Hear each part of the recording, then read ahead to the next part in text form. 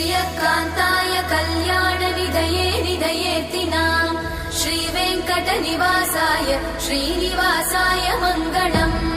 लक्ष्मी सविभ्रमालोकसुभ्रूविभ्रमचक्षुषे चक्षुषे सर्वलोकानां वेङ्कटेशाय मङ्गलम् श्रीवेङ्कटाद्रिशृङ्गाग्रमङ्गलाभरणाङ्गये मङ्गलानां निवासाय श्रीनिवासाय मङ्गलम् सर्वावयव सौन्दर्य सम्पदा सर्वचेतसां सदा सम्मोहनायास्तु वेङ्कटेशाय मङ्गलम् नित्याय निरवध्याय सत्यानन्दचिदात्मने सर्वान्तरात्मने श्रीमद् वेङ्कटेशाय मङ्गलम् स्वतः सर्वविदे सर्वशक्तये सर्वशेषिने सुलभाय सुशीलाय वेङ्कटेशाय मङ्गलम्